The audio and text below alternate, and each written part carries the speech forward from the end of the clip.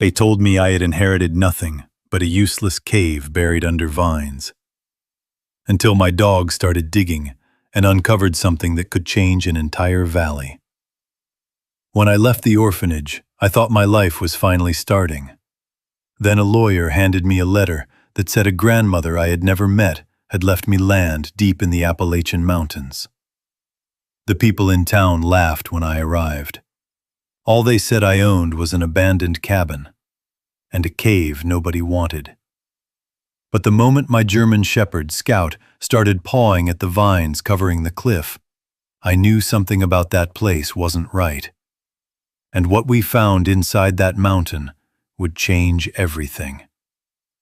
Before the story begins, tell me something in the comments. Where are you watching this video from today? The night Ethan Cole came home from war, the town looked exactly the way he remembered it. Quiet streets, old storefronts, the glow of yellow porch lights against the dark hills of eastern Kentucky. But something inside him had changed so completely that the familiar streets felt like a foreign country. The nightmares had followed him back across the ocean. They came without warning. Sometimes it was the sound of a truck backfiring that snapped him back into the desert. Sometimes it was the smell of diesel or hot asphalt in summer. Most nights it was nothing at all. His mind would simply drag him back into the same memory. The roar of explosions, the scream of metal, the dust cloud swallowing everything in sight. Ethan would wake up gasping in the dark. Every time it happened, the same shape would already be there beside the bed. Scout. The German shepherd would lift his head the second Ethan stirred, ears forward, dark eyes alert but calm. The dog had learned the signs long before Ethan ever admitted something was wrong. Scout would press his heavy body against Ethan's leg until the shaking stopped. He had done the same thing in Afghanistan when the nightmares were fresh and loud and still smelled like gunpowder. Ethan used to joke that Scout understood him better than any human ever had. Now it didn't feel like a joke anymore. The war had taken more from Ethan than he liked to admit. The job he'd lined up after returning home fell apart within months. The factory supervisor said Ethan was a hard worker but easily distracted. What the man meant was that Ethan froze whenever something slammed or sparked nearby. He couldn't explain that to people who had never heard mortar fire. By the time winter ended, Ethan was living out of the back of his pickup truck, with Scout curled beside him under a blanket.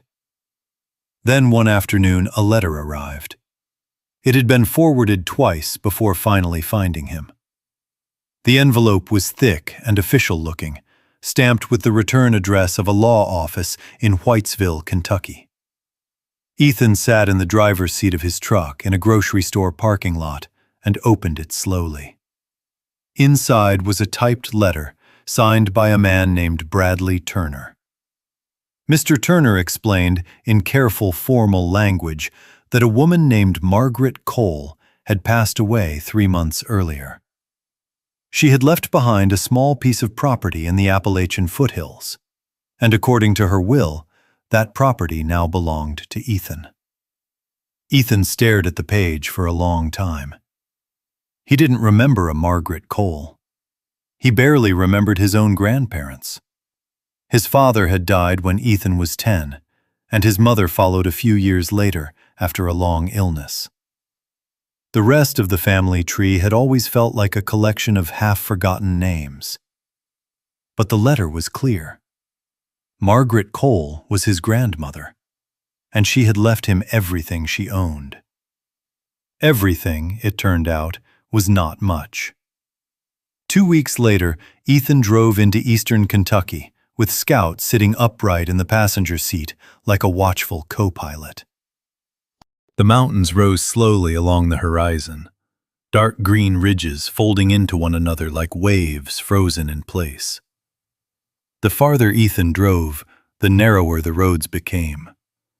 By the time he reached Whitesville, the town looked like it had been waiting 50 years for something that never arrived. Coal country. Old brick buildings leaned along the main street like tired men. A diner with cracked windows sat beside a hardware store whose sign had faded so badly the letters barely showed. Scout pressed his nose against the open truck window and sniffed the air. Mr. Bradley Turner was waiting outside a small office building with a folder tucked under his arm. He was a round man with gray hair and the kind of slow Appalachian accent that made every sentence sound thoughtful. "You must be Ethan Cole," he said, offering a handshake. Ethan nodded. "And this must be Scout." Scout wagged his tail once, but didn't leave Ethan's side. Mr. Turner smiled. "Your grandmother spoke about that dog in her last letter." Ethan blinked. "She knew about him?" Mr. Turner shrugged lightly. "Margaret Cole knew a lot of things." They drove out of town together in the lawyer's old pickup truck. The paved road turned to gravel after a few miles. Then the gravel turned into packed dirt that wound through thick forest, climbing slowly into the hills. Scout stood with his paws on the dashboard, staring through the windshield. "You said she lived alone?" Ethan asked. 40 years, Mr. Turner said. "Did anyone visit her?" "Not often." He paused before adding quietly, "Your grandmother preferred things that way." The road finally ended near the edge of a narrow hollow where a creek ran between steep wooded slopes. Mr. Turner parked the truck and pointed toward a narrow path disappearing into the trees. "The property is about a quarter-mile up there." They walked the rest of the way. The forest felt old and quiet, the kind of place where even the wind moved carefully through the branches. Then the cabin appeared. It was smaller than Ethan expected. One room, rough wooden boards, a stone chimney leaning slightly to one side. The roof sagged in the middle, but hadn't collapsed yet. The front door creaked open with a long, tired sound. Inside, dust covered everything. A narrow bed stood in the corner. A wooden table rested near the fireplace. Shelves along the walls held dozens of old books. Scout padded through the room, sniffing carefully. "This is it," Mr. Turner said. Ethan looked around slowly. "This is the estate?" The lawyer gave a small, apologetic smile. "Well, there's also the land." They stepped outside again. Mr. Turner pointed toward the steep hillside behind the cabin. 14 acres, give or take. Most of it wooded. Ethan followed the direction of his finger. At the base of the hill was a rock wall, rising from the ground like the side of a buried cliff. And across that rock face, something had taken over completely. Thick curtains of green vines draped from top to bottom, twisting together in a tangled wall that swallowed the stone underneath. "What's behind that?" Ethan asked. Mr. Turner hesitated. "Technically, a cave." Ethan squinted at the mass of vines. "You said technically." "Well," Mr. Turner said gently, "no one's seen the entrance in about 20 years. Scout walked closer to the vines, nose working the air. Mr. Turner cleared his throat. "Your grandmother always called it her cave." "And what did she do with it?" The lawyer spread his hands slightly. "Hard to say." Ethan turned back toward the cabin, the vines, the silent hollow stretching in every direction. This was it. Everything Margaret Cole had owned. A broken cabin, 14 acres of mountain forest, and somewhere behind that wall of vines, a cave nobody had entered in decades. When Ethan and Mr. Turner returned to town an hour later to sign the paperwork, the local diner had filled with afternoon regulars. Coal miners, mechanics, retired men who had spent their whole lives in the hills. News traveled fast in small towns. By the time Ethan stepped inside, several heads turned his way. One man chuckled softly. "That the fella who inherited Margaret Cole's place?" Another voice answered. "Sure is." Someone laughed from the counter. "Well, congratulations, son." Ethan paused in the doorway. "What for?" The man grinned around his coffee cup. "You just inherited the finest patch of weeds and rocks in this whole county." More laughter rippled through the room. Another man leaned back in his chair. "Don't forget the cave." "That's right," someone added. They raised their cups in mock celebration. "Congratulations," the first man said again. "You're the proud owner of the most useless cave in Kentucky." Scout stood beside Ethan, ears forward. The dog didn't understand the words, but he understood the tone. Ethan said nothing. He just rested his hand gently on Scout's head and looked out the diner window toward the mountains rising in the distance. For the first time in months, he had somewhere to go. Even if the whole town believed it was worthless, he and Scout would see for themselves. Because sometimes, the only thing left to a man is the road in front of him. And Ethan Cole had already learned the hard way that the road nobody else wants is sometimes the only one worth walking. The next morning, the hollow felt different. Not friendlier, not warmer, just quieter. The kind of quiet that made a man aware of every sound he made.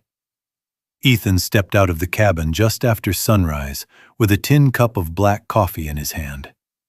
A thin layer of mist floated above the creek below the hill, drifting slowly between the trees like breath in cold air. Scout was already awake.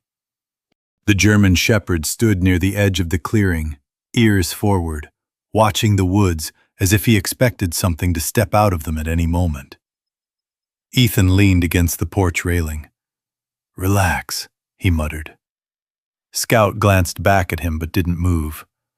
The dog had spent too many years working patrol beside soldiers to ever fully relax again.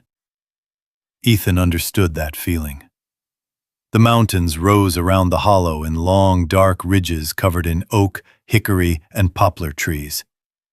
It was early spring, and new leaves were just beginning to break open along the branches. The air smelled like damp earth and moss. It reminded Ethan of something older than towns or roads, something patient, something that had been here long before him. Scout suddenly turned his head toward the hillside behind the cabin. His ears stood straight up. Then he walked slowly toward the rock wall covered in vines. Ethan watched him for a moment before following. Up close, the vines looked even thicker than they had the day before.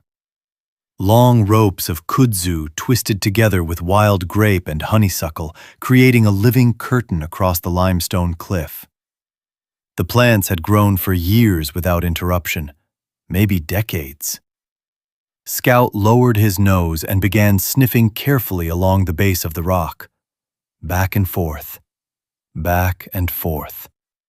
"What is it?" Ethan asked quietly. Scout's tail moved once. Then the dog pawed at the ground. Not digging yet, just testing the dirt. Ethan crouched beside him. For a long moment, he heard nothing except the wind moving through the trees above them. Then something else touched his face. A faint breath of cold air. Ethan frowned and leaned closer to the vines. There it was again. Cool air drifting through the thick wall of leaves.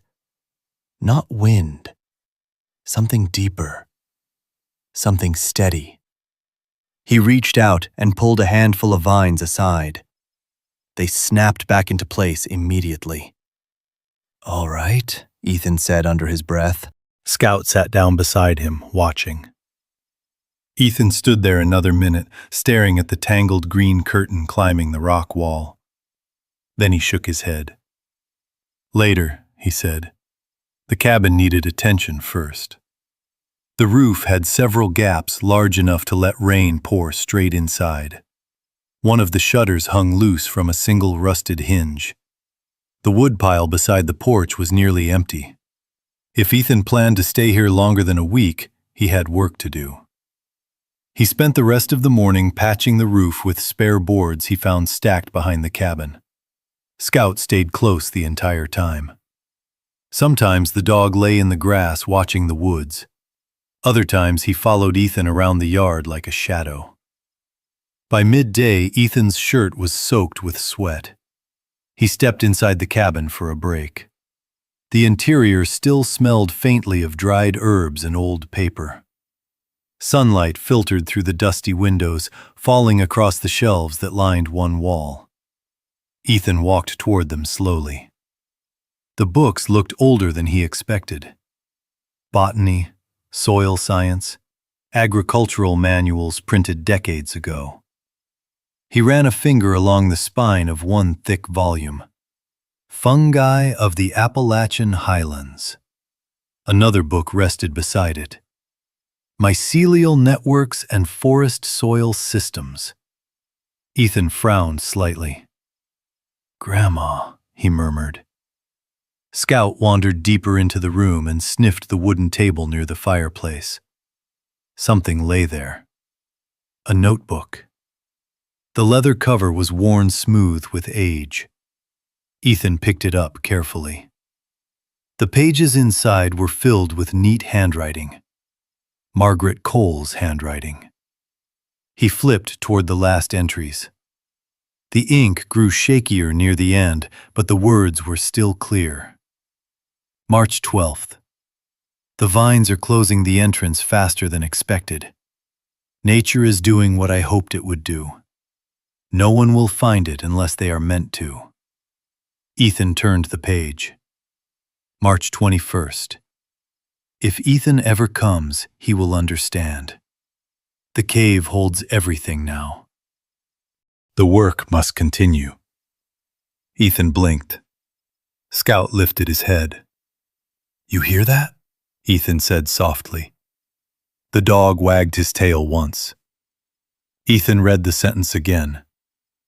The cave holds everything now. He closed the notebook slowly. Outside, Scout suddenly barked.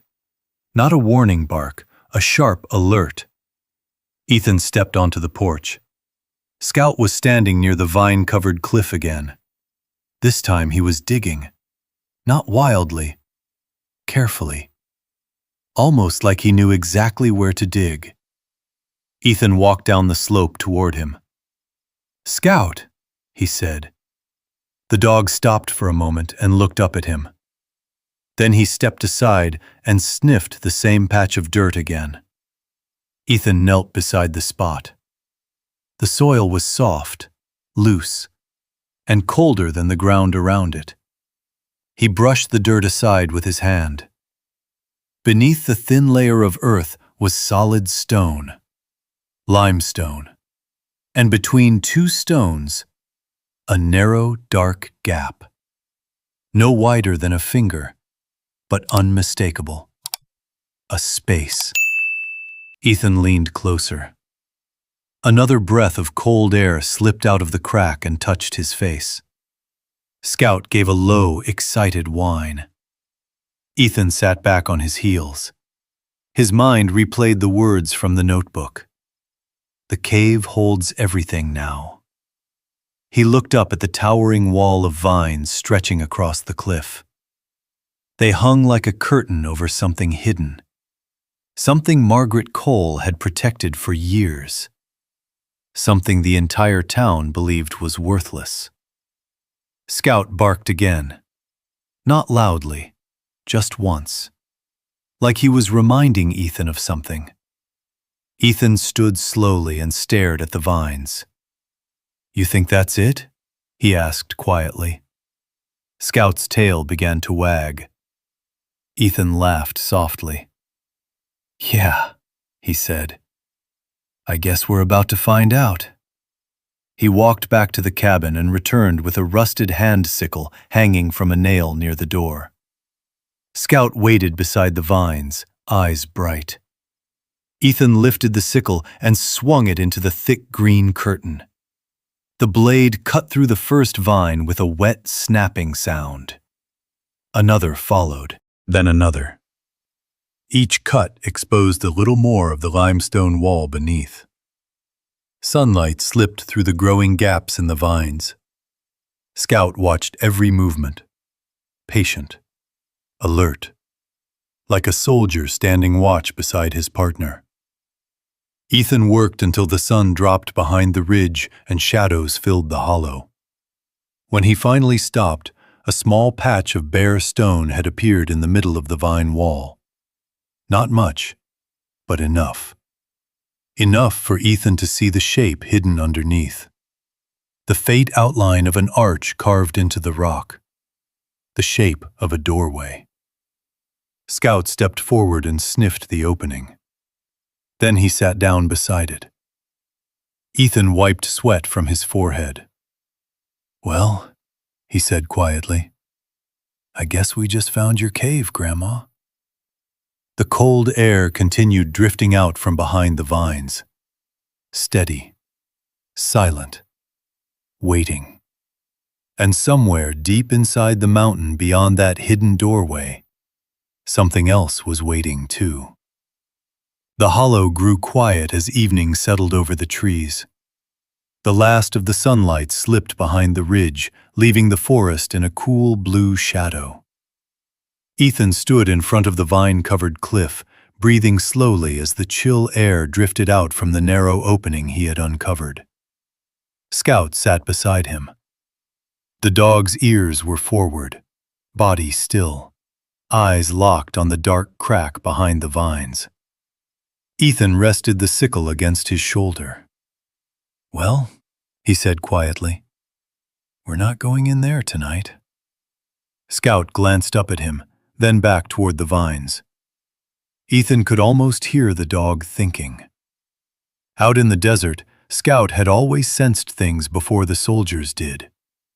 A strange sound in the distance, a scent carried by the wind, a change in the air that meant danger long before human instincts caught up.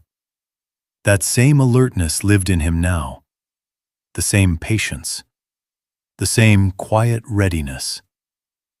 Ethan walked back toward the cabin with the sickle hanging loosely in his hand. Scout followed, but halfway across the clearing, the dog stopped. Ethan turned.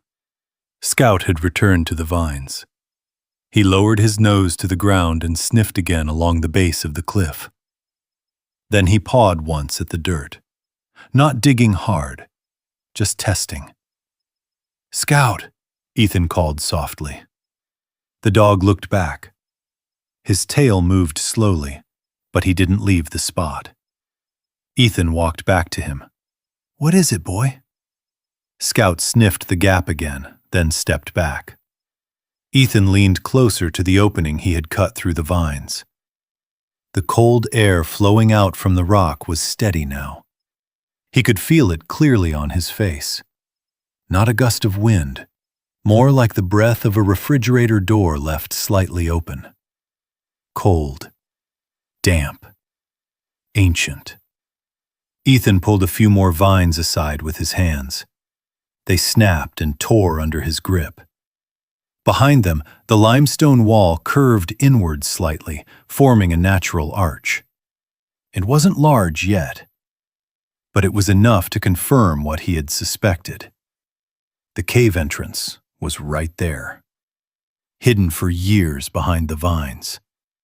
Scout suddenly let out a low rumble in his throat. Not a bark, not fear. Something between curiosity and warning. Ethan turned his head toward the woods behind them. The forest stood dark and silent. Nothing moved.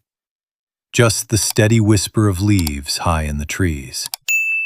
"Easy," Ethan said. Scout relaxed again, but remained close. The sky above the hollow darkened quickly as night settled over the mountains. Stars appeared between the branches. Ethan wiped dirt from his hands. That's enough for today. He walked back toward the cabin again, and this time Scout followed without hesitation.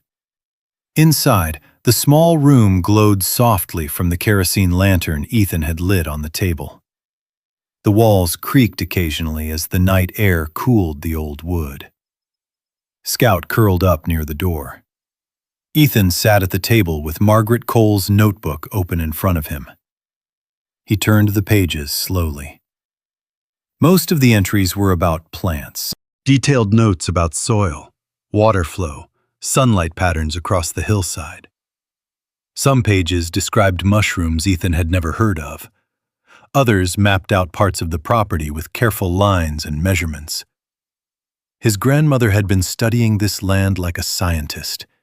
Every tree, every slope, every patch of soil.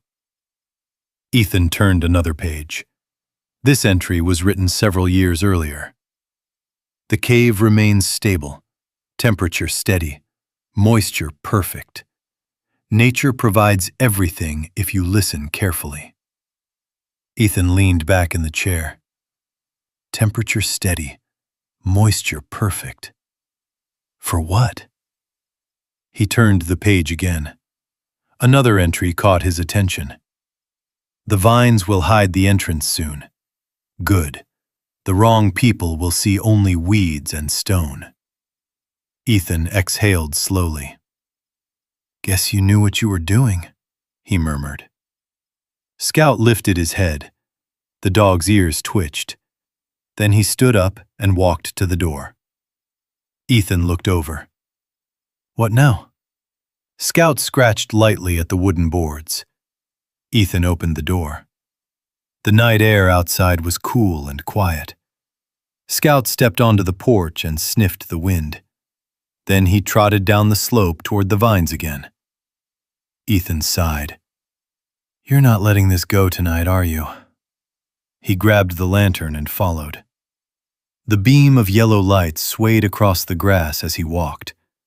Scout was already at the rock wall again. This time the dog didn't dig. He simply sat beside the opening Ethan had cleared earlier. Watching. Waiting. Ethan approached slowly. You really want me to keep going, huh? Scout's tail thumped softly on the ground. Ethan studied the vines. Even in the lantern light, he could see how thick the growth was. Decades of tangled plants. It would take days to clear the entire entrance. But something about the place tugged at him. Something quiet. Persistent. He swung the sickle again. The blade sliced through another heavy vine. Scout shifted closer. The lantern light flickered against the limestone as more vines fell away. Minutes passed, then half an hour. The pile of cut vines grew at Ethan's feet. The arch shape behind them became clearer with each swing. Finally, Ethan stepped back. The opening was still narrow, but now he could see several feet of bare stone beneath the vines, enough to reveal something carved into the limestone above the arch. Ethan lifted the lantern higher. Scout stood beside him. Slowly, the letters came into view. Worn, faded, but still visible. M. Cole, 1918. Ethan stared at the carving. That's you, Grandma, he whispered. Scout sniffed the stone, and then the opening again. Cold air drifted steadily out from the darkness beyond. The lantern light barely touched the inside. It disappeared into blackness only a few feet beyond the entrance. Ethan crouched down beside Scout. What do you think's in there? Scout wagged his tail once. Ethan smiled faintly. Yeah, he said. Guess we're both wondering. The wind moved softly through the trees behind them. The hollow felt deeper at night. Older. Ethan stood again and brushed the dirt from his jeans. "We'll finish this tomorrow," he said. Scout lingered beside the opening for another moment before finally following Ethan back toward the cabin. But even as they walked away, the cold breath of the cave continued flowing quietly out into the night.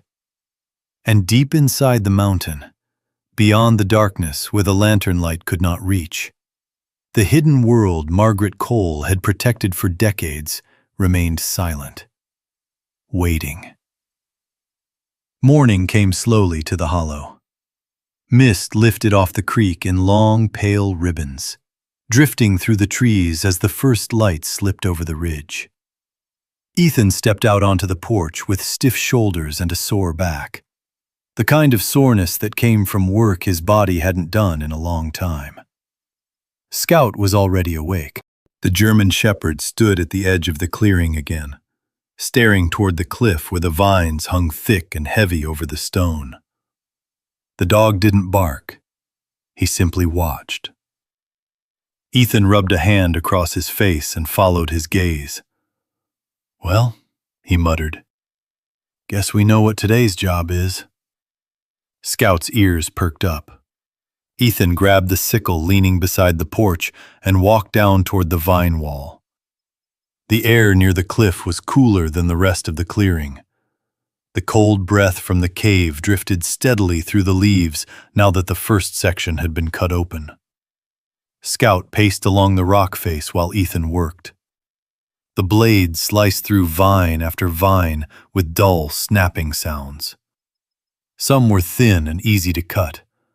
Others were thick as rope. Each time Ethan cut one free, the mass of green sagged slightly, revealing more of the limestone behind it. By mid-morning, his hands were scratched and raw. Sap covered his fingers. Sweat ran down his back. Scout kept moving back and forth along the base of the cliff like a sentry guarding a perimeter. Every few minutes, the dog stopped beside Ethan, sniffing the growing opening in the vines. The cold air flowing out of the gap had grown stronger. Ethan could feel it even while he worked. "This place has been sealed up a long time," he said quietly. Scout wagged his tail once. Around noon, Ethan finally stepped back to catch his breath. A section nearly 6 feet wide had been cleared now. The limestone arch carved into the rock was fully visible. It wasn't perfect stonework. The edges were rough and uneven, like someone had carved just enough to shape the natural opening beneath it. Above the arch, the carved letters remained visible. M. Cole, 1918.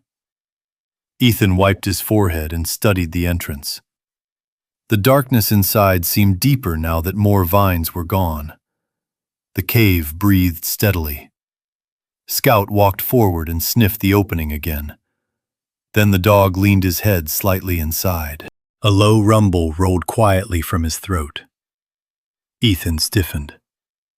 "What is it?" Scout stepped back immediately. His tail lowered slightly. Not fear, but caution. Ethan crouched beside him and peered into the cave. The lantern he had brought hung from a hook on the porch rail behind them. He walked back to grab it. When he returned, the yellow glow pushed back the darkness just enough to reveal the first few feet of the passage. Stone walls. Damp. Smooth from centuries of slow dripping water. The floor sloped gently downward into the mountain. Scout sniffed again. Ethan raised the lantern higher. The light stretched deeper now. 10 feet, maybe 15. Beyond that, the darkness swallowed everything. The cave seemed to pull the light inward like a deep well. Ethan stood there a long moment. Then he lowered the lantern again. "Not yet," he said. Scout looked up at him. "We clear it first." The rest of the day passed in steady work. Vine after vine fell to the ground.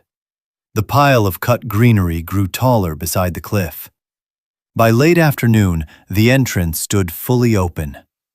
a natural doorway carved into the limestone, tall enough for a man to walk through without ducking. Ethan rested the sickle against the rock wall and stretched his aching arms.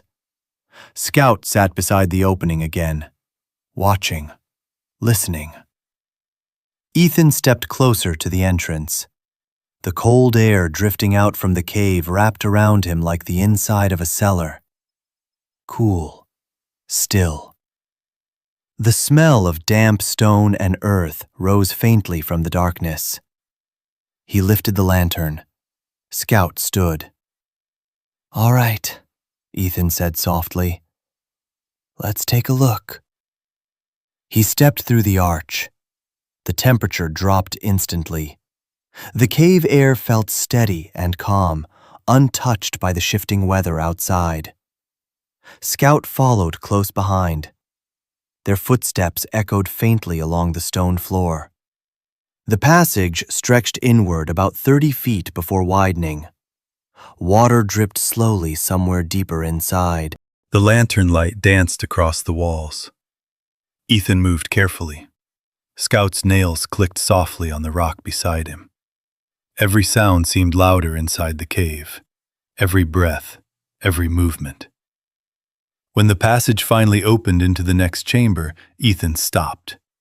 Scout stopped too. For a moment, neither of them moved. The lantern light slowly revealed the shape of the room. It was enormous. The ceiling rose far above them, disappearing into darkness. The chamber stretched wide across the mountain like a hidden hall. But it wasn't the size that made Ethan freeze. It was what covered the floor. Rows. Dozens of rows. Long-cut logs stacked neatly along the ground.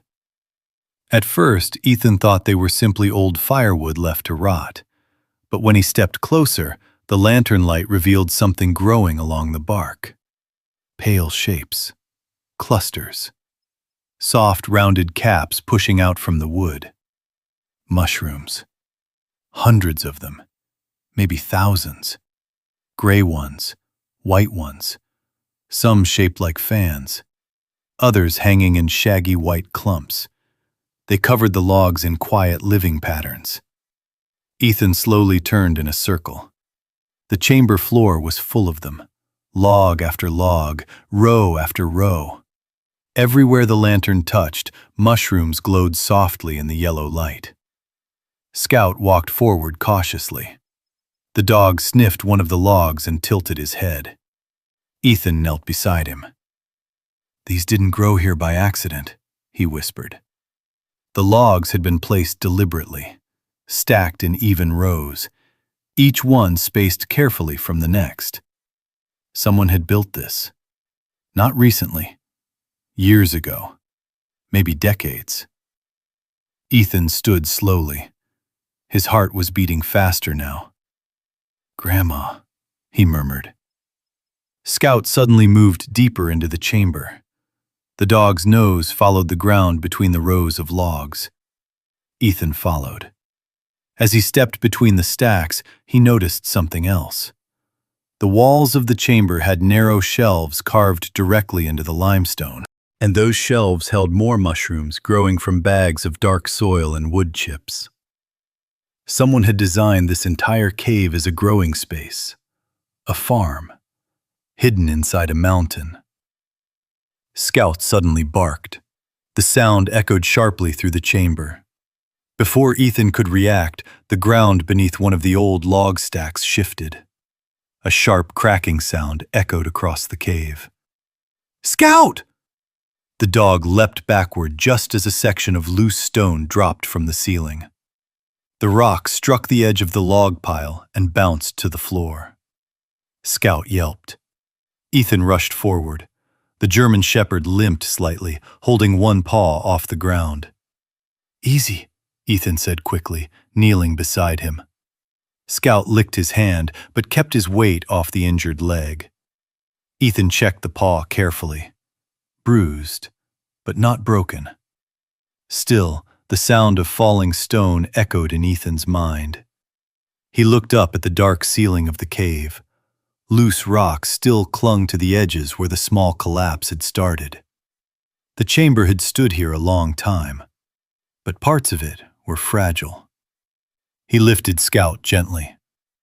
"All right, partner," he said quietly. "That's enough exploring for today." The lantern swung slowly as Ethan carried the dog back toward the entrance. Behind them, the rows of mushrooms remained silent in the darkness, waiting. Ethan carried Scout carefully out of the cave and into the afternoon light. The change in temperature was sudden. The cool breath of the cave gave way to the warmer air of the hollow, filled with the scent of damp leaves and fresh spring grass. Scout squirmed slightly in Ethan's arms, letting out a quiet whine as his injured paw brushed against Ethan's sleeve. "I know," Ethan murmured. "Hang on." He carried the dog back to the cabin porch and set him gently down on an old wool blanket near the door. Scout immediately tried to stand. "Nope," Ethan said firmly. The dog paused, ears tilting as if considering the command. After a moment, he lowered himself back down with a reluctant sigh. Ethan crouched beside him and carefully lifted the injured paw again. The pad was scraped and swelling slightly, but nothing looked broken. "Lucky dog," Ethan muttered. Scout licked his wrist. Ethan found a clean cloth in the cabin and wrapped the paw loosely. The dog watched him the whole time, calm and trusting. That trust hit Ethan harder than he expected. Out there in the desert, Scout had been the one constant thing in a world that changed by the hour. Patrol after patrol, the dog had walked ahead of him through dust and silence, alert for danger no human could smell. More than once, Scout had saved lives. Now it was Ethan's turn to return the favor. "Stay here," he said softly, scratching behind the dog's ears. Scout wagged his tail once. Ethan stood and looked back toward the cliff. The vines lay in a tangled pile at the base of the limestone wall. The dark arch of the cave entrance yawned behind them. A cold draft still flowed steadily from the opening. For decades, that place had been sealed away, hidden, protected. And now Ethan knew what lay inside. A farm. A strange underground farm built from logs and stone. He walked back toward the cave slowly. This time he entered alone. The lantern light flickered across the limestone walls as he stepped back into the passage. The air inside felt cool and steady again, untouched by the changing weather outside. His footsteps echoed softly. The chamber opened before him just as it had minutes earlier. Rows of logs stretched across the cave floor like the neat rows of a garden. Except these rows glowed faintly in the lantern light. Mushrooms. Thousands of them. Clusters spread from the logs like pale fans reaching toward the darkness.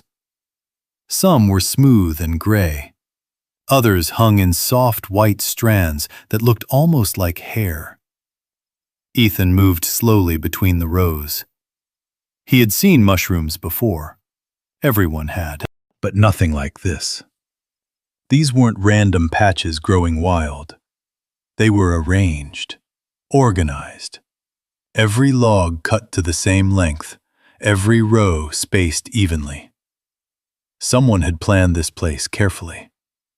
His grandmother, Margaret Cole.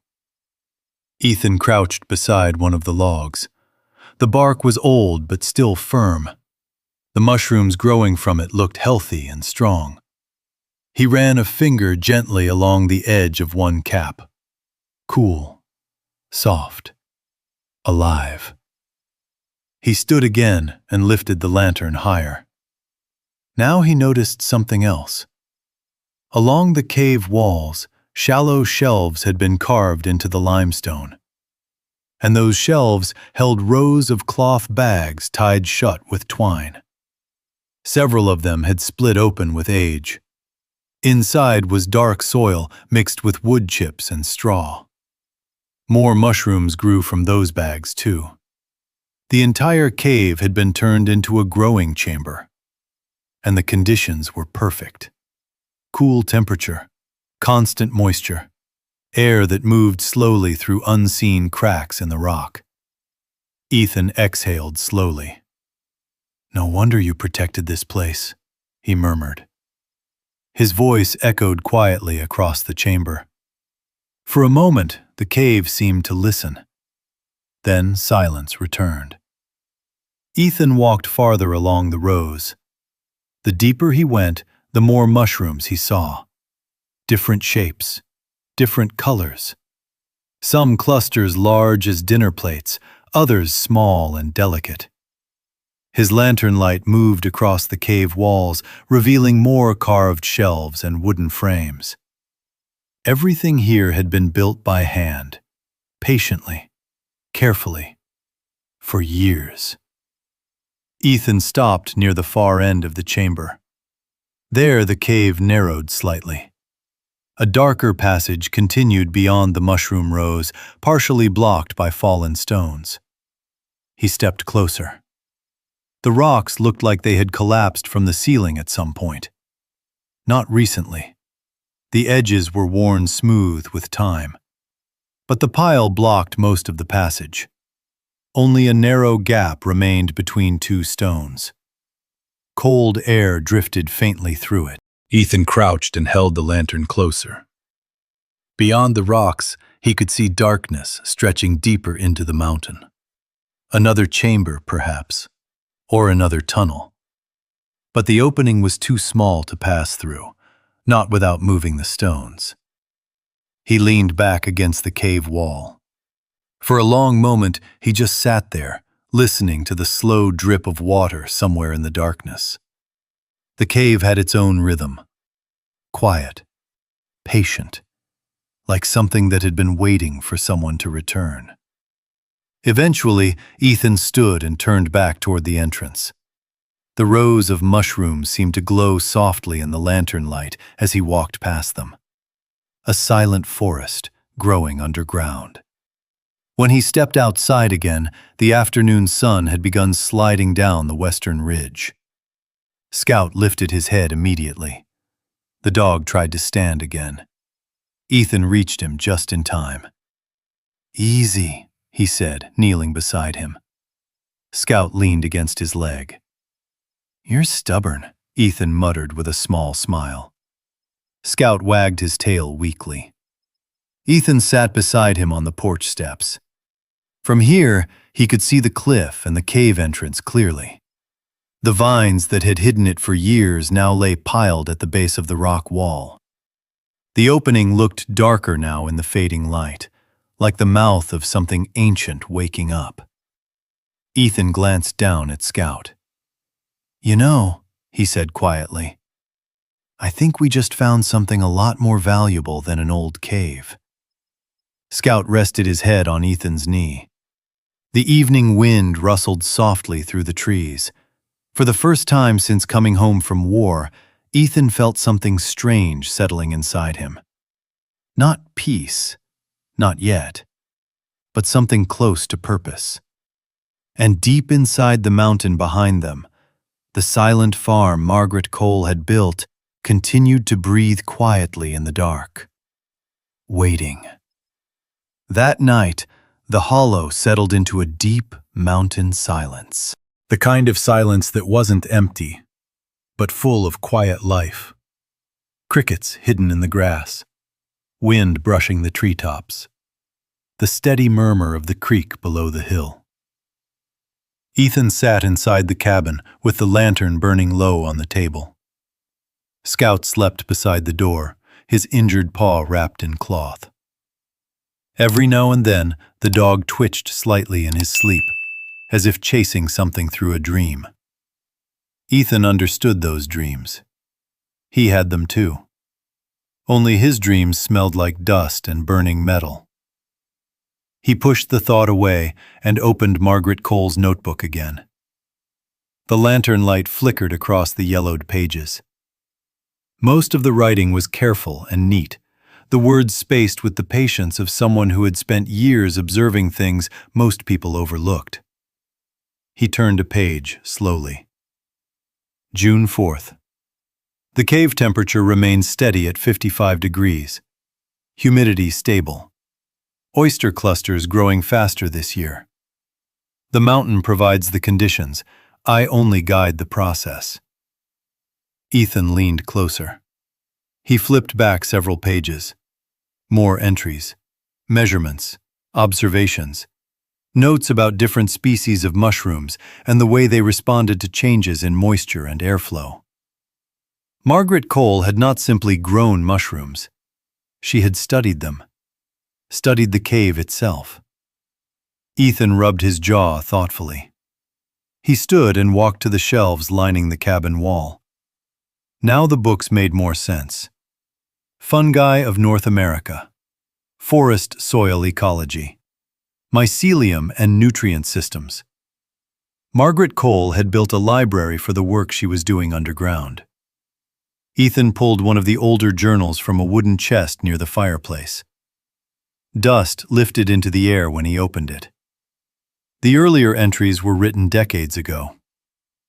1938. The cave remains untouched by outside weather. Snowstorms above have no effect below. Mushrooms thrive when the logs are kept damp. Nature does the rest. Ethan turned another page. 1941.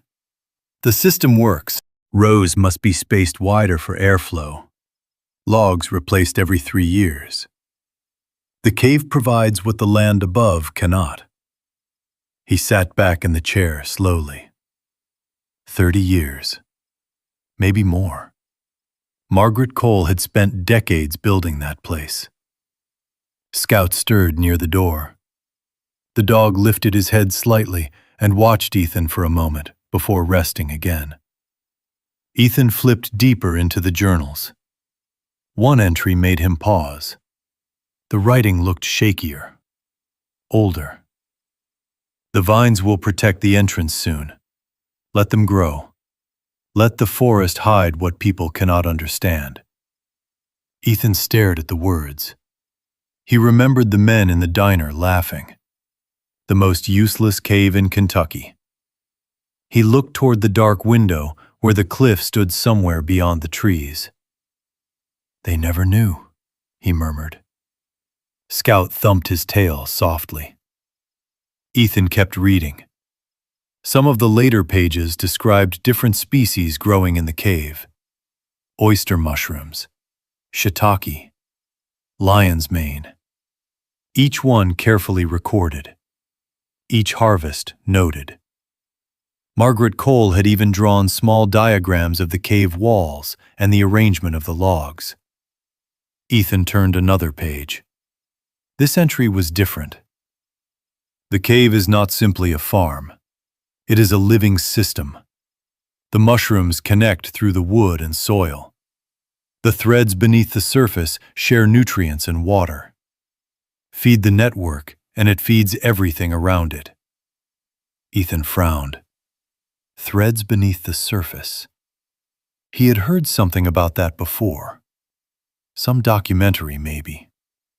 The underground network of fungi connecting forest plants. Mycelium. He flipped the page again.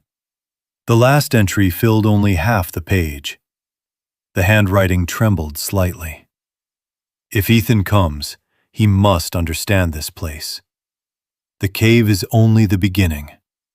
What lies deeper must remain safe until the right hands open it again.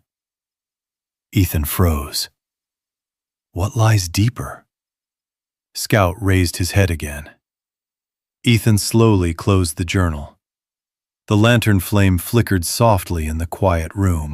He leaned back in the chair, staring toward the ceiling. There's more down there, he said quietly. Scout stood and walked to the table. The dog placed his chin on Ethan's knee. You think so too, huh? Scout's ears twitched. Outside, the wind shifted through the hollow. Ethan looked back down at the journal. The cave is only the beginning. What lies deeper? He thought about the blocked passage he had seen behind the fallen rocks, the narrow opening, the cold air drifting through it. His grandmother had known about it. She had written about it, which meant she had probably been there. Ethan stood slowly. Scout followed him toward the door. "Not tonight," Ethan said gently. He scratched the dog's neck. "Your leg needs a day." Scout reluctantly sat back down. Ethan stepped outside onto the porch.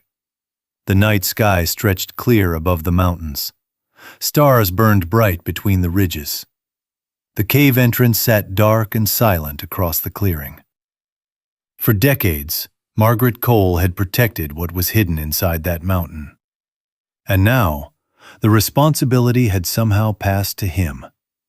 A man who had come here with nothing but a wounded dog and a truck that barely ran. Ethan leaned against the porch rail. The wind carried the cool scent of the cave across the clearing. He closed his eyes for a moment. For the first time in years, his thoughts weren't filled with war. They were filled with questions. What had Margaret Cole built down there? What had she hidden? And why had she waited for him? Behind the vines and stone, deep inside the mountain, the cave continued its quiet work. The mushrooms grew slowly in the dark. The air remained cool and steady. And somewhere, beyond the blocked passage Ethan had seen earlier, something older than the farm waited patiently for the mountain to give up its secret. Morning crept slowly into the hollow.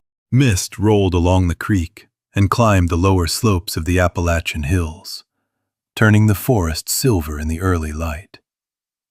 Ethan stood on the porch with a mug of coffee in his hands, watching the fog drift between the trees. Scout sat beside him. The German shepherd's injured paw was still bandaged, but the dog already looked restless. His ears twitched at every sound coming from the woods, as if he knew the quiet valley had begun to change. Ethan glanced down at him. "Easy, buddy," he said softly. Scout's tail thumped once against the wooden boards. The cave entrance across the clearing remained hidden behind the last curtain of vines Ethan hadn't cleared yet. In the morning light, the cliff looked ordinary again. Just another stretch of limestone rising from the forest floor. It was hard to believe what waited behind it. Rows of mushrooms, decades of work, and a deeper passage that Margaret Cole had hinted at in her journals. Ethan took another sip of coffee. For the first time since arriving, he felt something close to purpose. Then the sound of tires climbing the dirt road broke the quiet. Ethan turned his head. A black pickup truck rolled slowly into the clearing and stopped near the cabin. The engine idled for a moment before shutting off. Scout was on his feet instantly. A low growl rumbled in his chest. The truck door opened. A tall man stepped out, brushing dust from his jacket. He looked like someone used to walking into places he already believed belonged to him. "Mornin'," the man called. Ethan set his mug down on the railing. "Mornin'." The man approached the porch, glancing around the clearing as if measuring it. "Name's Derek Shaw." He extended a hand. Ethan hesitated for half a second before shaking it. "Ethan Cole." Shaw's eyes moved past Ethan toward the cliff. "So this is Margaret Cole's place." Ethan nodded once. "You knew her?" "Not exactly," Shaw smiled faintly. "Everyone around here knew of her." Scout stepped forward beside Ethan. The dog's growl deepened. Shaw noticed. "Well now," he said, raising an eyebrow.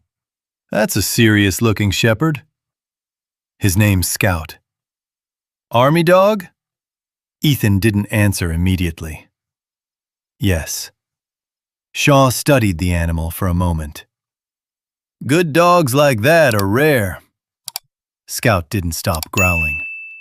Shaw finally looked back toward the cliff. I've been meaning to come up here since I heard the property changed hands. Why's that? Shaw gestured toward the rock face. Because that mountain sits on one of the best limestone veins in eastern Kentucky. Ethan said nothing. Shaw continued casually. I run a quarry company about 15 miles west of here. Been expanding operations lately. He kicked a small rock with the toe of his boot. This land is perfect for it. The quiet valley suddenly felt smaller. Ethan crossed his arms. I'm not looking to sell. Shaw chuckled. Everyone says that the first day. He stepped closer to the edge of the porch. You know what that cave of yours is worth? Apparently nothing, Ethan said. That's what people in town told me. Shaw laughed softly. Oh, the cave isn't worth much by itself. His eyes returned to the cliff again. But the rock behind it? He tapped the railing with his knuckle. That's where the money is. Scout barked once. Sharp. Warning. Shaw looked down at the dog. Easy there. Ethan placed a hand on Scout's neck. Something you needed today, Mr. Shaw? Shaw reached into his jacket pocket and pulled out a folded piece of paper. Just business. He handed it over. Ethan unfolded it slowly. A purchase offer. The number written at the bottom made Ethan blink. It was more money than he had seen in years. You could take that truck of yours, Shaw continued calmly. Drive down to Lexington, buy yourself a decent house, and never have to worry about this old hill again. The forest wind moved softly through the clearing. Scout's growl didn't fade. Ethan looked up. Why do you want it so badly? Shaw shrugged. Business. Ethan folded the paper again and handed it back. Then you'll have to find another mountain. Shaw studied him for several seconds. You sure about that? Yes. For a moment, neither man spoke. Then Shaw smiled again. Well, he slid the paper back into his pocket. Offers like that don't stay around forever. He turned toward his truck. But I'll give you time to think. Scout barked again as Shaw walked away. The truck engine started. Dust swirled as the vehicle rolled down the dirt road and disappeared through the trees. Silence returned to the hollow. Ethan remained standing on the porch. Scout looked up at him. You don't like him either, huh? Scout's ears remained stiff. Ethan exhaled slowly. He looked toward the cliff again, toward the vines, toward the cave, toward everything Margaret Cole had built in secret beneath the mountain. If Derek Shaw bought this land, the cave would be gone within months. The mushrooms, the journals, whatever lay deeper behind the blocked passage, all of it crushed beneath blasting powder and excavation machines. Scout nudged Ethan's hand with his nose. Ethan looked down at him. Guess we're not leaving after all. Scout's tail wagged once. Ethan stepped off the porch.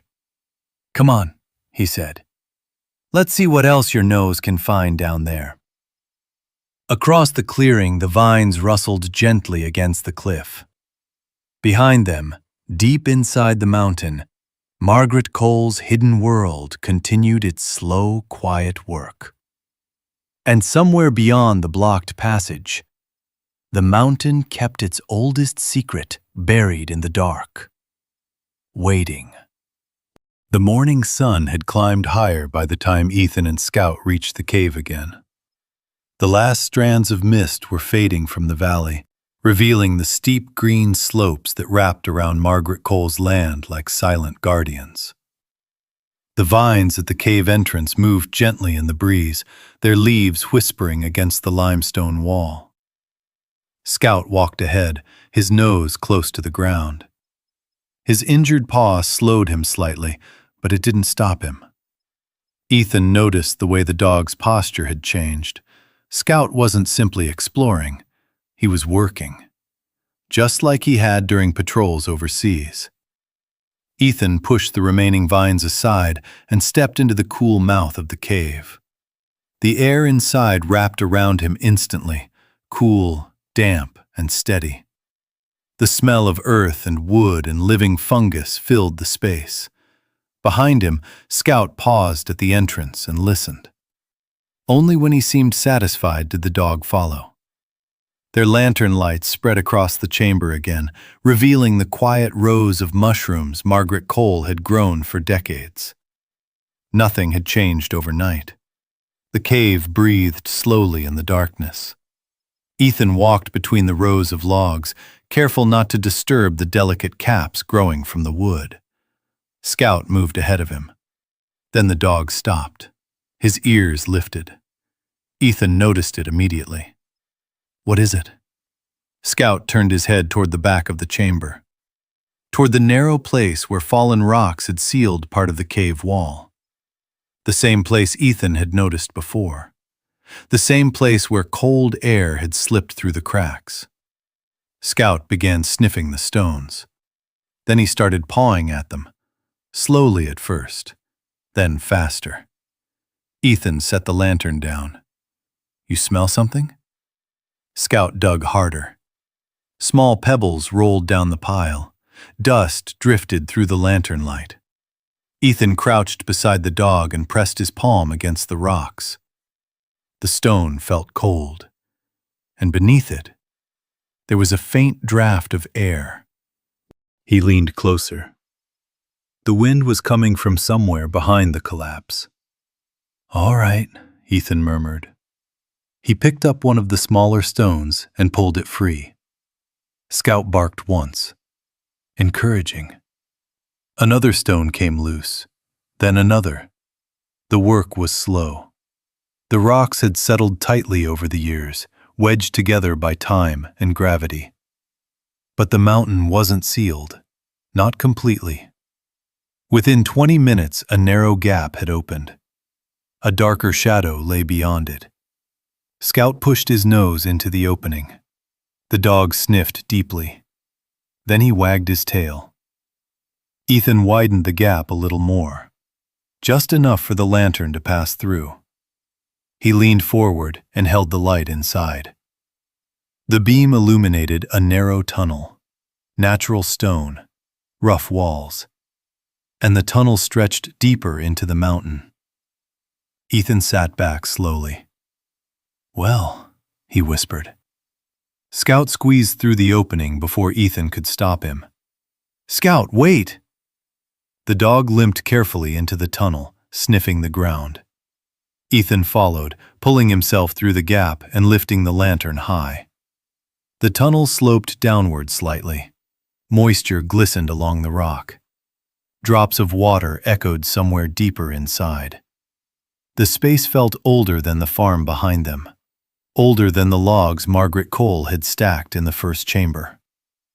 Scout moved ahead cautiously. His ears flicked toward every sound. The tunnel opened suddenly into a small stone room.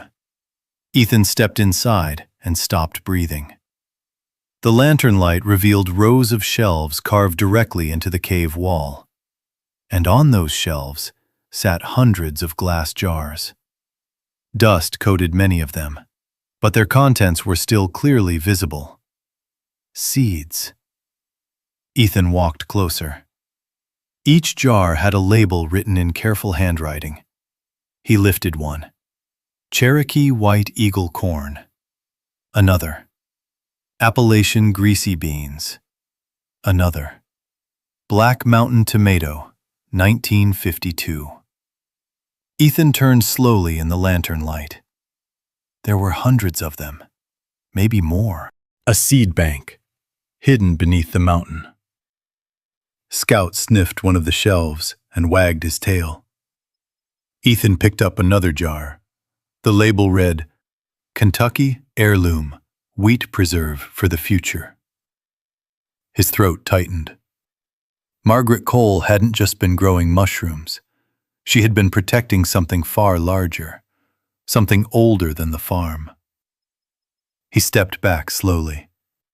Every jar represented a plant variety that might no longer exist anywhere else. Seeds farmers had once planted across these mountains. Seeds that had disappeared as industrial farming replaced them.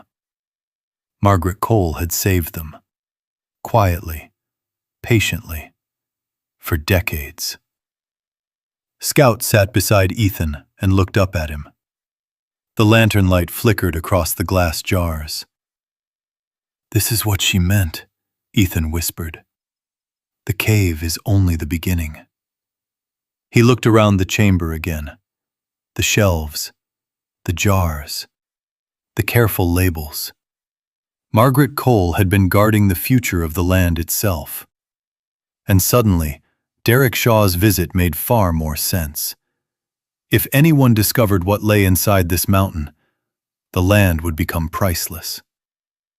Footsteps echoed faintly from somewhere behind them. Ethan froze. Scout's ears shot upright. The sound stopped. For several seconds, the cave was silent again. Only the slow drip of water broke the quiet. Ethan turned the lantern toward the tunnel entrance. Nothing. Just darkness. Scout growled softly. Low.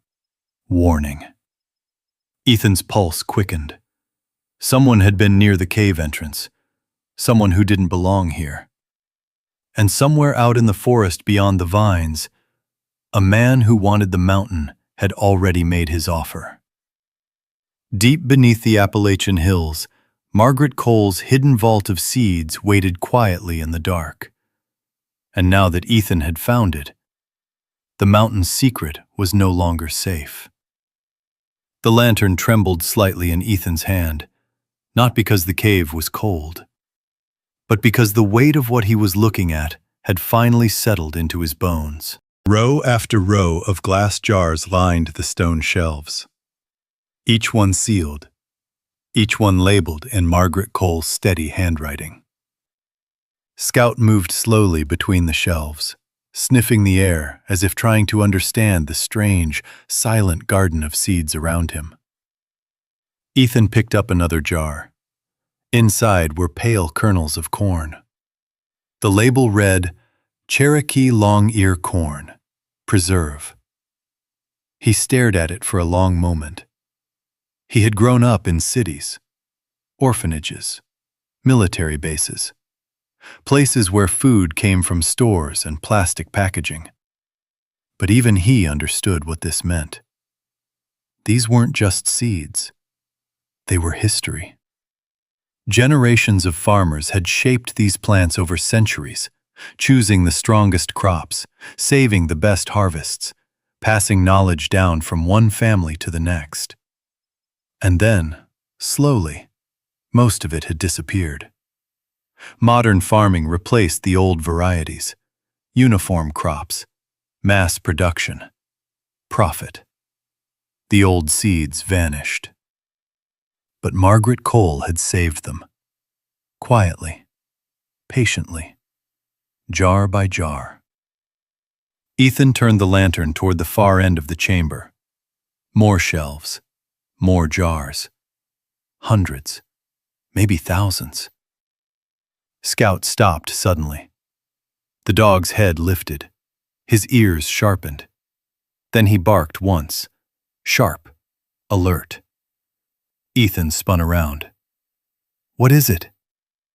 Scout moved toward the tunnel entrance, growling low in his throat. Ethan followed quickly. The narrow passage leading back to the mushroom chamber lay dark ahead of them. For several seconds, nothing moved.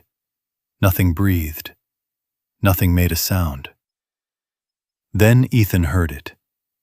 A faint noise, stone shifting. Somewhere above the cave. Scout barked again. Ethan lifted the lantern higher. "Someone's out there," he whispered. Scout stood rigid beside him. The German shepherd's body had changed completely. Every muscle was tight, focused, ready. Ethan's heart began to pound. The valley had been empty when they entered the cave. He was certain of it, which meant someone had arrived quietly, someone who knew exactly where to come.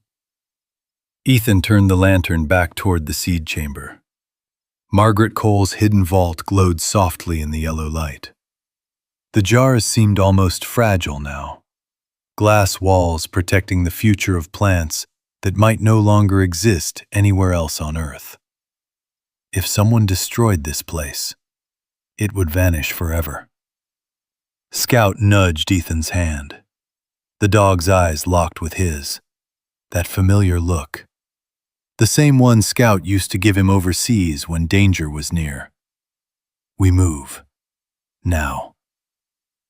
Ethan nodded slowly. "All right, partner." They moved back through the narrow passage. Scout went first. Careful. Silent. Ethan followed, shielding the lantern light with his hand. The tunnel opened into the larger mushroom chamber again. The cool air pressed against Ethan's face. Rows of mushrooms stretched into the darkness. Everything looked exactly the same, but the feeling in the cave had changed. Something was wrong. Scout's growl deepened. Ethan listened carefully. Then he heard it. Footsteps. Soft, careful. Outside the cave entrance. Ethan slowly lowered the lantern flame until the light dimmed. The cave fell into deeper shadows. Scout crouched beside him, waiting. The footsteps moved closer. A silhouette appeared beyond the curtain of vines. Someone pushed the leaves aside and stepped into the mouth of the cave. The man carried a flashlight. The beam swept across the stone floor, across the first row of mushroom logs, across the dripping cave wall. The man muttered quietly to himself. "Just like he said." Ethan's stomach tightened. Scout's growl became sharper. The man walked deeper into the chamber. The flashlight beam moved slowly across the rows. Then it stopped, right where Ethan stood hidden in the darkness. For a long moment, the man didn't move. Then the flashlight lifted slightly. The beam slid upward, toward Ethan's face.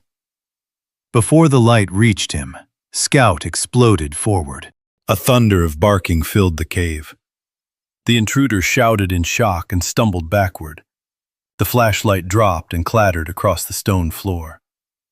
Scout stopped inches away from the man, teeth bared, growling fiercely.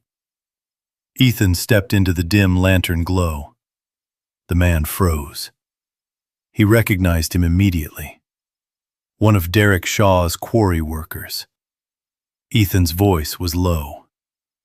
"You're trespassing." The man slowly raised his hands. "Easy, easy. Tell that dog to back off." Scout didn't move. Ethan took another step forward. "What are you doing on my land?" The man swallowed. "I was just looking." "Looking for what?" The man hesitated. Then he glanced at the rows of mushrooms. "Boss said the cave might be bigger than people thought." Ethan's jaw tightened. "Your boss doesn't own this mountain." The man's eyes flicked toward the tunnel behind Ethan, toward the deeper part of the cave. Ethan noticed, and suddenly understood. They were searching, not just for limestone, for something hidden, something valuable. Ethan stepped closer. "You go back and tell Derek Shaw something." The man waited nervously. "This mountain isn't for sale." Scout growled again. The sound echoed through the chamber like distant thunder. The man nodded quickly. Yeah, all right. Slowly, carefully, he backed toward the cave entrance. When he reached the vines, he turned and ran. Scout remained tense for several seconds after the footsteps faded. Then the dog slowly relaxed. Ethan exhaled. The cave returned to silence again. But the quiet felt different now. The secret Margaret Cole had protected for decades was no longer hidden. Someone had already begun looking for it. Ethan turned toward the narrow tunnel again, toward the chamber of seeds. Scout walked beside him, loyal, alert, guarding the entrance like a soldier. Ethan lifted the lantern. The rows of mushrooms glowed softly in the dim light. Margaret Cole had spent a lifetime protecting this mountain. Now the responsibility belonged to him. And the man who wanted the land had already begun sending others to search it. The real fight for the mountain had just begun. The cave felt colder after the man ran. Not because the air had changed, but because Ethan now understood something Margaret Cole must have known for years. Secrets buried in the mountains rarely stay buried once someone starts digging for them. Scout stood at the cave entrance long after the footsteps outside had faded. His ears remained high, every muscle in his body alert. The German shepherd watched the forest through the hanging curtain of vines, waiting, listening. Ethan stepped beside him and looked out into the clearing. The valley seemed peaceful again. Sunlight filtered through the tall oaks. Wind moved softly through the branches. The distant creek murmured as it always had. But Ethan knew better. Somewhere out there, Derek Shaw had realized the cave was more than just a hole in the mountain. And men like Derek Shaw didn't give up easily. Ethan knelt beside Scout. "You did good," he said quietly. Scout's tail wagged once, but his attention never left the forest. Ethan looked back into the cave. The rows of mushrooms glowed faintly in the lantern light behind him. Beyond them lay the hidden chamber, and beyond that, the seeds. The future Margaret Cole had protected for decades. He exhaled slowly. "We can't leave this place alone anymore, partner." Scout finally turned his head toward him. For a moment, the dog's intense guard posture softened. Then his ears lifted again. A distant engine echoed faintly through the valley. Ethan stepped outside. The sound came from far down the dirt road. Another truck.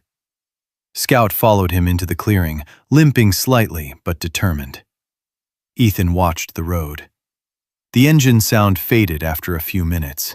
Whoever it was had turned around somewhere before reaching the cabin. Testing the road, checking the land. Scout growled quietly. "Yeah," Ethan murmured. "They'll be back." He turned toward the cave entrance again. "Come on." Inside, the air felt steady and cool. The cave's quiet rhythm hadn't changed. Water dripped somewhere in the darkness.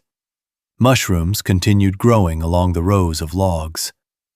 Life moved forward down here, no matter what happened above ground. Ethan walked deeper into the chamber. Scout followed, staying close. They passed the rows of mushrooms until they reached the narrow tunnel leading to the seed vault. Ethan paused there. The lantern light flickered across the stone walls. "You know what this place is worth?"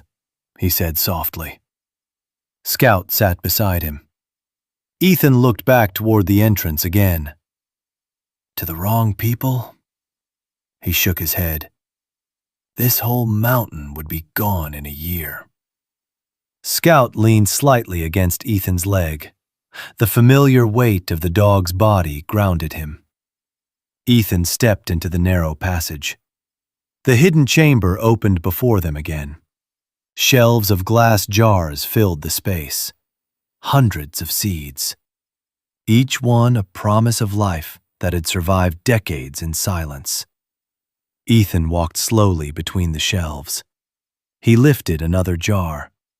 Inside were small, dark beans. The label read, Appalachian Greasy Bean, 1947. He imagined Margaret Cole standing in this exact room years ago, carefully sealing each jar, writing each label, protecting something most people would never understand. Scout sniffed one of the shelves and then moved toward the far wall. His nose traced along the stone carefully. Then he stopped. His ears twitched. The dog barked once. Ethan turned. "What is it now?" Scout pawed at a section of rock near the floor. Ethan crouched beside him. The stone looked ordinary, but when Ethan placed his hand against it, he felt something strange. The rock was loose. Not part of the natural cave wall. He pushed gently. The stone shifted. Ethan pulled it free. Behind it lay a narrow crevice. Scout sniffed the opening eagerly. Cold air drifted out. Ethan lifted the lantern closer. The crack widened into another tiny chamber. Not a tunnel, a pocket carved into the rock. Inside sat a wooden box, old, weathered. Scout wagged his tail. Ethan carefully reached inside and pulled the box out. Dust covered the lid. Margaret Cole had carved a small symbol into the wood. A simple tree, roots spreading beneath the ground. Ethan sat cross-legged on the cave floor and slowly opened it. Inside lay several folded documents, old photographs, and one final notebook. Scout rested beside him as Ethan opened the journal. The handwriting was Margaret Cole's again, but these pages looked newer. The last entry was dated only a few months before her death. If someone else finds this place, they will not understand its value. They will see only land, or stone, or profit. But Ethan might understand. If he reaches this room, it means he chose the mountain instead of the money. That means he is ready to protect it. Ethan stared at the page. The lantern flame flickered softly. Scout looked up at him. Margaret Cole had trusted him. A man she had never even met. He closed the journal slowly. Outside the cave, the wind shifted through the forest again. And somewhere beyond the trees, Derek Shaw's machines and men were already beginning to move closer. The mountain had revealed its secret. Now Ethan would have to defend it. Scout rested his head against Ethan's knee. The dog's loyalty had already saved him once before. And deep inside the Appalachian hills, the quiet farm Margaret Cole had built waited to see if Ethan Cole would prove worthy of the legacy she left behind. The sun was already high when Ethan finally stepped out of the cave. Scout followed close behind, moving carefully but stubbornly, refusing to show weakness in his injured leg. The morning air felt warmer now, filled with the smell of pine and damp soil rising from the valley floor. Ethan paused in the clearing and looked across the land. For the first time since arriving, he no longer saw an abandoned property. He saw responsibility. The cliff behind him held more than a cave.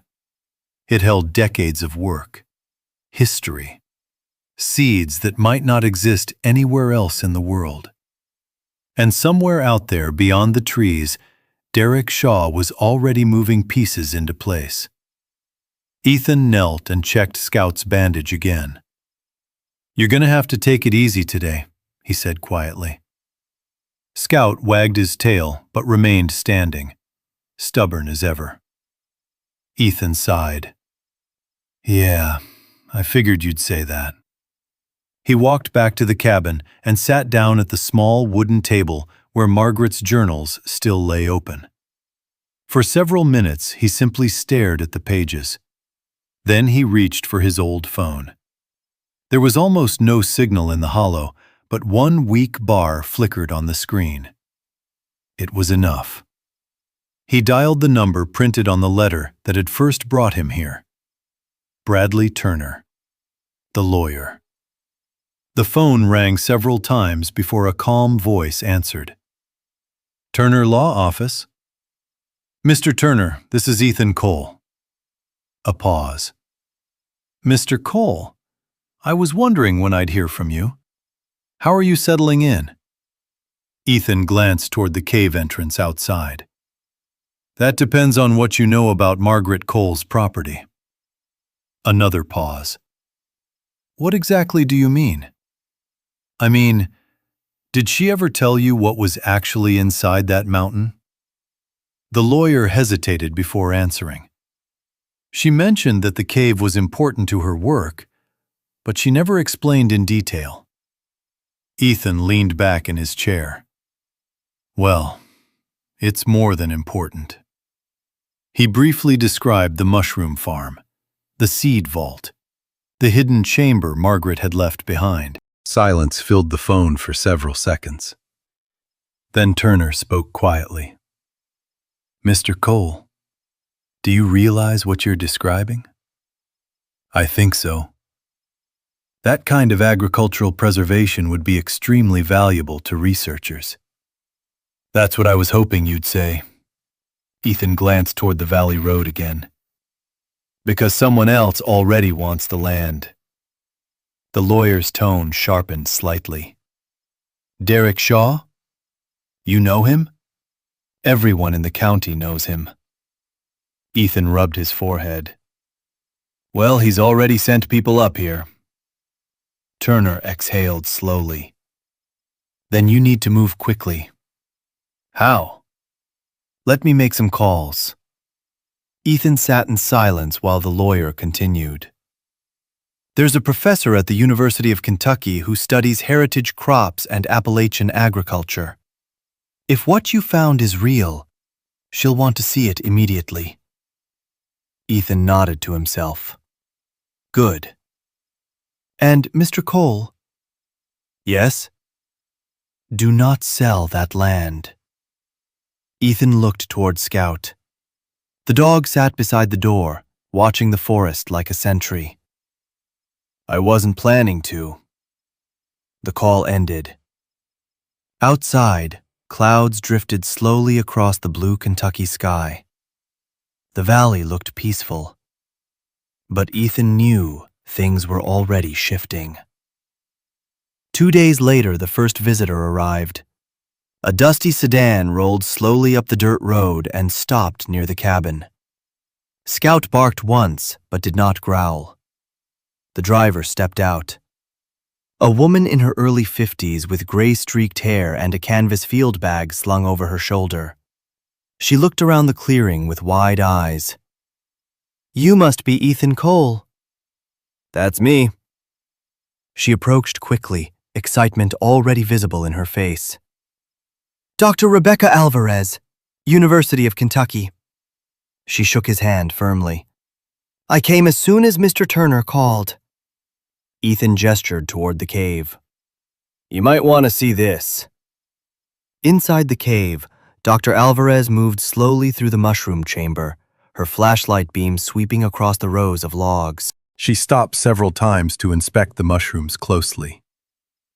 Incredible, she whispered. When they reached the hidden seed chamber, she simply froze. The shelves of glass jars stretched across the stone walls like a library of life. Dr. Alvarez walked forward slowly. Her hands trembled slightly as she lifted the first jar. Cherokee white eagle corn, she read aloud. She opened her notebook and began writing quickly. Then she picked up another jar, and another. Within minutes, her eyes filled with disbelief. "These varieties disappeared decades ago," she said quietly. Scout sat calmly beside Ethan, watching the woman move between the shelves. Ethan asked the question that had been sitting in his mind since the discovery. "Are they valuable?" Dr. Alvarez turned toward him. "Mr. Cole, this isn't just valuable." She gestured toward the shelves. "This could change how we understand Appalachian agriculture." She lifted one jar carefully. "These seeds hold genetic diversity modern farming has lost." Ethan looked around the chamber again. Margaret Cole had protected all of it alone. For decades. Dr. Alvarez lowered the jar slowly. "We need to document everything here," she said. "And we need to protect it." Ethan nodded. "That's the problem." He explained about Derek Shaw, about the men who had already entered the cave. Dr. Alvarez's expression hardened.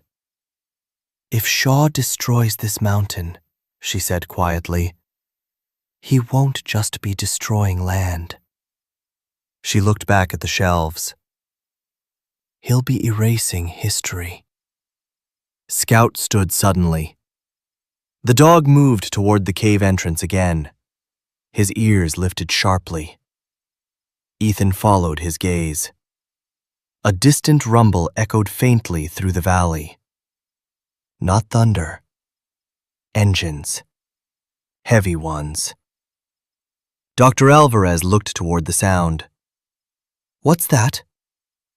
Ethan stepped toward the cave mouth and stared down the dirt road. Far below in the trees, several large trucks were moving slowly along the valley. Construction trucks.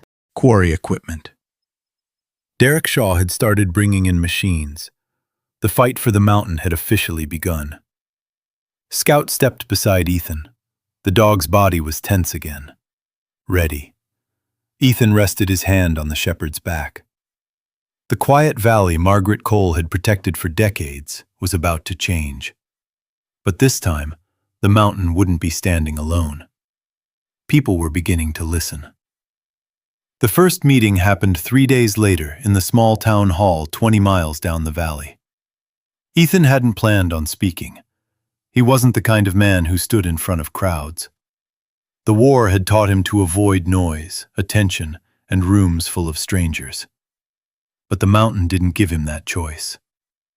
Scout sat beside his chair near the back of the room, calm but watchful. The German shepherd had become something of a quiet legend already.